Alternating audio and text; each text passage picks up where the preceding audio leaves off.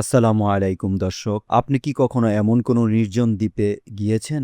না গিয়ে থাকলে এই ভিডিওটি আপনার জন্য। আপনি কি কক্সবাজারের ভিড় এড়িয়ে একদম নিরিবিলি কোনো জায়গায় ঘুরতে চান?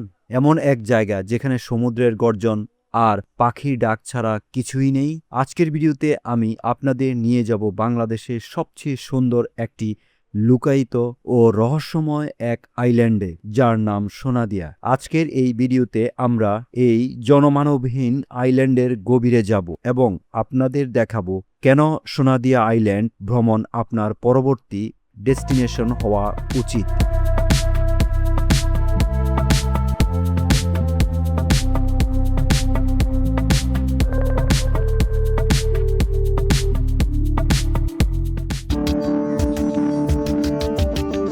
আমরা এখন যাত্রা শুরু করেছি কক্সবাজারের ৬ নম্বর জেটিঘাটের উদ্দেশ্যে। এটি হলো সেই ৬ নম্বর জেটিঘাট। এখান থেকে স্পিড বোট ভাড়া করতে হবে, অথবা আপনারা সিঙ্গেলও যেতে পারবেন।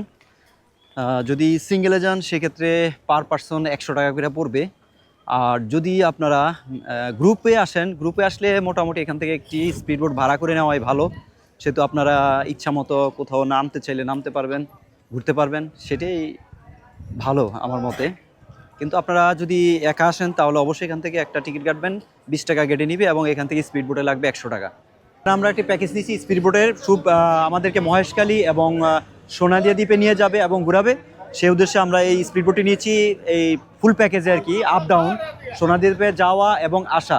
তো আমাদের এই প্যাকেজটি ছিল ৫,০০০ টাকায় আমরা নিয়েছি। যদিও এখানে একটু মূলামূলি করবেন আসার পরে, তারপরে এখানে ছাড় তেমন একটা দেয় না, অল্প কিছু হয়তো বা ডিসকাউন্ট পাবেন। এটা হলো সেই সোনাদিয়া দ্বীপে এবং মহেশখালী যাওয়ার জন্য আমরা এই স্পিড বোটটি ভাড়া করেছি এখান থেকে, এই ৬ নম্বর জেটিঘাট থেকে। ইনশাল্লাহ আল্লাহর রহমতে আমরা এখন যাত্রা শুরু করলাম এই ৬ নম্বর জেটিঘাট থেকে। আমাদের উদ্দেশ্য সেই মহেশখালী, কক্সবাজারের যেই দুই রত্ন মহেশখালী এবং সোনাদিয়া দ্বীপ। এখন আমি আপনাদের সাথে একটি গুরুত্বপূর্ণ টিপস শেয়ার করব, কারণ এখানে আসার সঠিক পথ অনেকেই জানে না।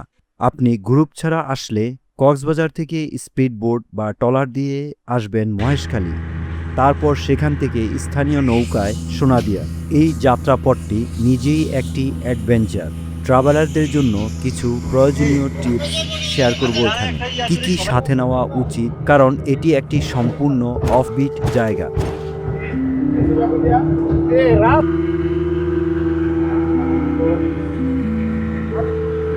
রাস্তা মনে ভাঙ্গা এটা খালি গ্যাপ নাই।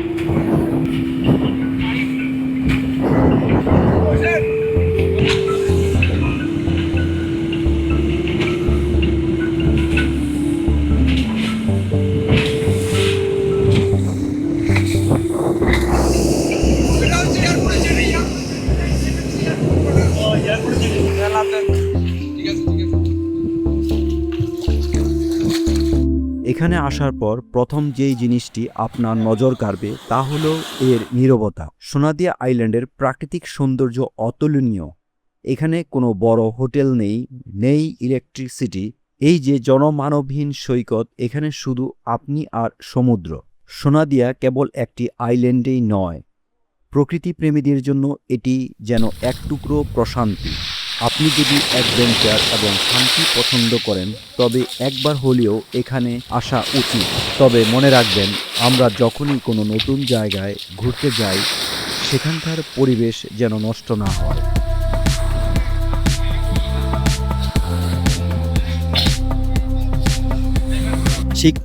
এই রাস্তা ধরে এখন আমরা সোনাদিয়া দ্বীপের আরেক প্রান্তে যাচ্ছি। মাঝখানে বিশাল বড় ঝাউবন, এই ঝাউবনের মাঝখান দিয়ে আমরা হেঁটে হেঁটে যাচ্ছি। সামনে সুন্দর একটি ঝাউবন। তো আমরা ৭ জনেই যাচ্ছি। তো আমাদের সাথে এখানকার একটা ছোট লোকাল গাইড আছে, তাকেও সাথে নিয়েছি আমরা। সে আমাদেরকে ঘুরিয়ে ঘুরিয়ে দেখাবে। আর এটি হলো সেই ঝাউবন, সোনাদিয়া দ্বীপের ঝাউবন। এখন আস্তে আস্তে করে ঝাউবনের দিকে যাচ্ছি। এই পাশেই দেখছি একটু গভীর ঝাউবন, আর এখানে মোটামুটি ফাঁকাই। আর ঠিক সামনেই একটি ক্যানেল, এটি সমুদ্রের সেই ক্যানেল সোনাদিয়া দ্বীপের। ঠিক ওই ক্যানেলের ওই পারেও অনেক ঝাউবন রয়েছে।